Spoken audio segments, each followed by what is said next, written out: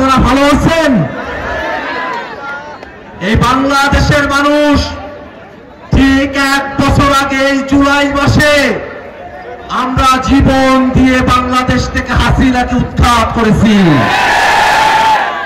আমরা যখন হাসিনাকে উৎখাত করি তখন এক ব্যক্তির জায়গায় আরেক ব্যক্তিকে ক্ষমতায় বসানোর জন্য আমরা আন্দোলন করি নাই।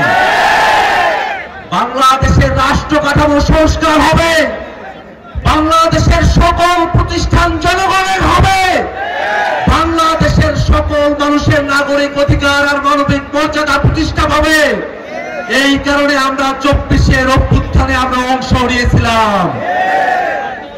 আমাদের ভাইরা যে জন্য জীবন দিয়েছে, আমাদের ভাইরা যে কারণে চোখ হারিয়েছে, হাত হারিয়েছে, পা হারিয়েছে, আমাদের ভাইরা যে কারণে জীবন দিয়েছে, রক্ত দিয়েছে, এই বাংলাদেশে নতুন ভাবে নতুন কাঠামোর বাংলাদেশ প্রতিষ্ঠা করতে আমাদের ভাইদের আকাঙ্ক্ষার বিরুদ্ধে যদি কেউ দাঁড়ানোর সাহস করে, বাংলাদেশে এই ভৈরববাসীকে সাথে নিয়ে কোটি টাকা প্রতি সে পাচার করেছেন, পাচারের মধ্য দিয়ে উন্নয়নের রাজনীতি আমরা আর চাই না।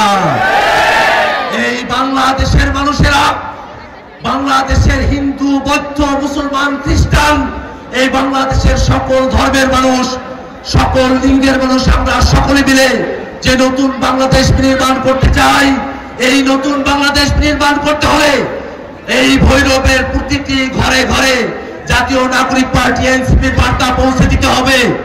আপনারা যারা এখানে উপস্থিত আছেন, ভৈরবের প্রতি ঘরে ঘরে এনসিপির বার্তা কি পৌঁছে যাবে? ভাইরা আমার, আমরা বক্তব্য দীর্ঘায়িত করব না। আমাদের কিন্তু এখানে প্রস্তাবিত এখানে কিন্তু প্রোগ্রাম ছিল না, কিন্তু হাজার হাজার মানুষ আপনারা এখানে উপস্থিত হয়েছেন। আপনারা এখানে সবাই মিলে জাতীয় নাগরিক পার্টি এনসিপি নেতৃবৃন্দের সঙ্গে কথা বলতে চেয়েছেন, এলাকার সমস্যার কথা সমাধানের কথা বলেছেন, এবং আপনাদের এখানকার যে লোকাল সমস্যাগুলো আছে সেগুলো নিয়ে আপনারা কথা বলেছেন। আমাদের হাসনাত আব্দুল্লাহ আপনাদের সমস্যার কথা বলেছেন। আমরা কিন্তু আপনাদের পাশে, আমরা কিন্তু এখন কিশোরগঞ্জে যাব, আপনাদের সকলের কাছে আমাদের দাওয়াত থাকবে।